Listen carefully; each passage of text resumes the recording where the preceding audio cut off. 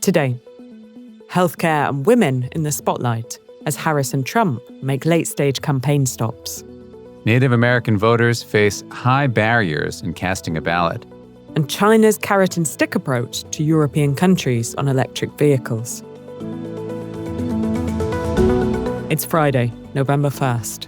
This is Reuters World News, bringing you everything you need to know from the front lines in 10 minutes every weekday. I'm Tara Oakes in Liverpool. And I'm Jonah Green in New York.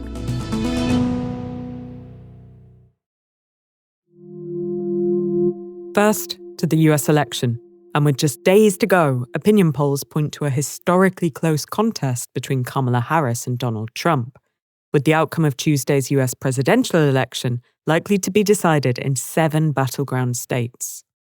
Reuters Ipsos polling back in October found the race to be sharply divided along gender lines, with Harris leading among women by 12 percentage points and Trump leading among men by 7 percentage points. In these final days of the vote, Harris has been honing in on comments made by Trump at a Wisconsin rally. Well, I'm going to do it whether the women like it or not. I'm going to protect them. I'm going to protect them from migrants coming in. He simply does not respect the freedom of women or the intelligence of women to know what's in their own best interest and make decisions accordingly. But we trust women. Harris also warned voters on Thursday that Trump and his allies would scale back healthcare programs if he wins the White House. In response, Trump said he never wanted to get rid of the program. Both candidates are crisscrossing battleground states in a final blitz as Election Day nears, highlighting policy differences on abortion, the economy, and immigration.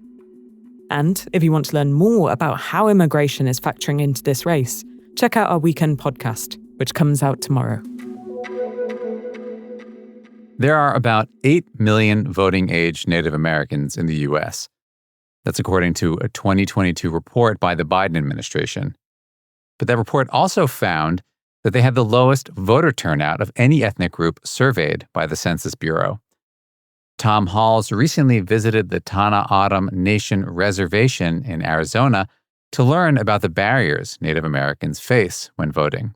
Yeah, the people I spoke to describe the main barriers as isolation, lack of transport, poverty is a big one, history of discrimination. But I think the main thing that was striking to me was the lack of physical addresses. And this is true of people who live on many reservations around the United States.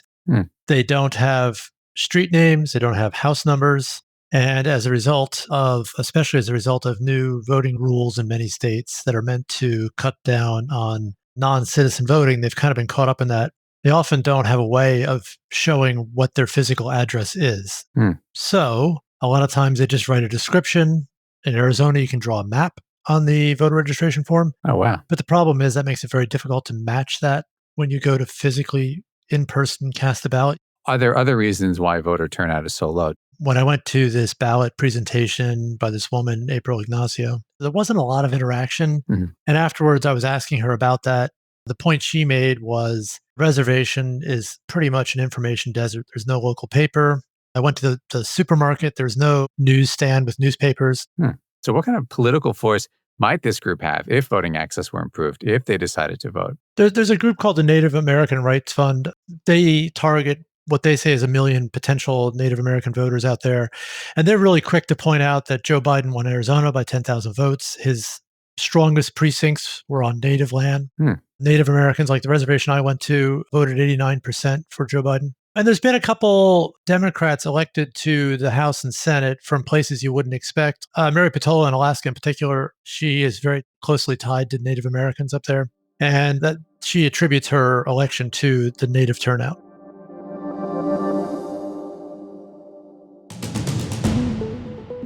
U.S. Secretary of State Antony Blinken says the U.S. expects North Korean troops to enter the fight against Ukraine in the coming days. The top U.S. diplomat said there were 10,000 North Korean troops in Russia, including as many as 8,000 in the Kursk region. It's desperate. Putin has been throwing more and more Russians into a meat grinder of his own making in Ukraine. Now, he's turning to North Korean troops.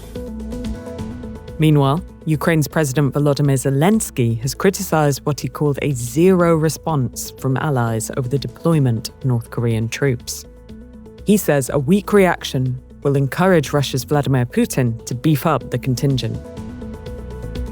Elon Musk can keep giving away $1 million checks to registered voters in battleground states. A Pennsylvania judge has put on hold a lawsuit filed by Philadelphia's district attorney, while a federal court decides if it'll take up the case. A decision is not likely ahead of Tuesday's election. Over 150 people are now known to have died in devastating flash floods in eastern Spain. Carmen Molina is in the town of Godelleta, where buildings and bridges were washed away by the floods. She tells us she feels lucky to be alive, with rescuers still searching for many of her missing neighbours. And in southern Africa, Botswana's president has conceded defeat in the country's election, in a landmark result which ends nearly 6 decades of power for the Botswana Democratic Party. Mokgweetsi Masisi's concession came with the opposition coalition Umbrella for Democratic Change, led by human rights lawyer Duma Boko, set for an emphatic victory.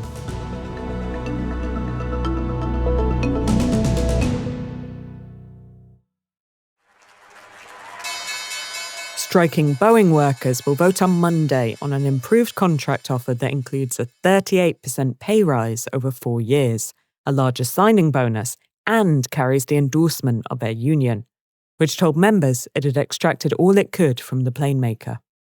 The latest offer, presented on Thursday, comes at a critical moment for Boeing, which this week announced it would raise up to $24 billion to shore up its battered finances.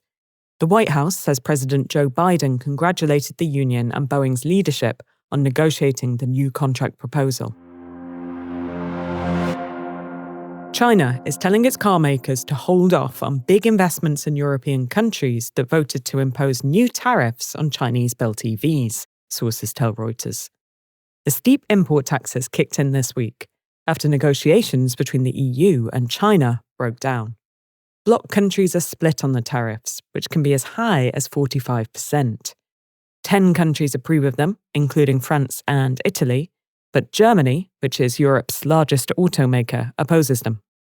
Our Greater China Bureau Chief, Kevin Krolicki, has more. Chinese officials have been working unsuccessfully to try to head off the implementation of EV tariffs.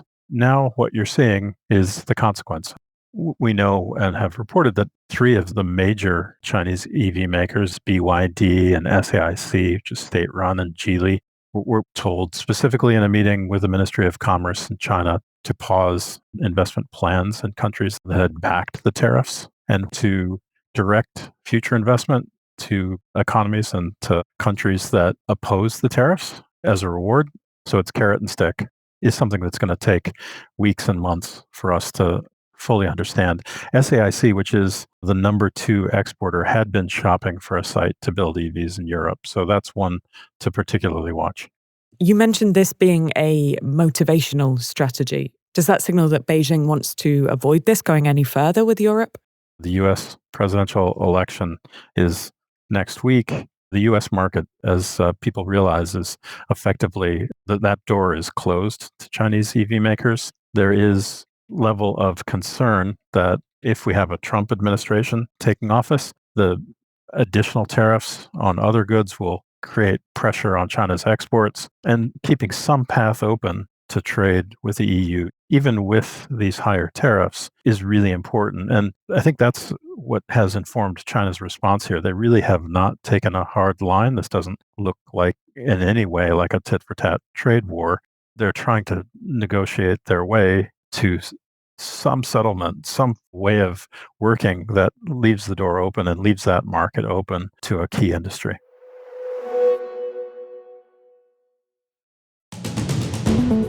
Our recommended read today is about the use of deepfake robocalls in the final days of the US election. Officials in states from Arizona to Vermont are on alert for these fake audio messages sent directly to home and mobile phones, with experts warning they are harder to spot than ever because of advancing generative AI tech. There's a link to the piece in today's pod description. For more on any of the stories from today, head to Reuters.com or the Reuters app. To never miss an episode, follow us on your favorite podcast player. We'll be back on Monday with our daily headline show, and make sure to tune in tomorrow to our weekend podcast on the national debate over immigration.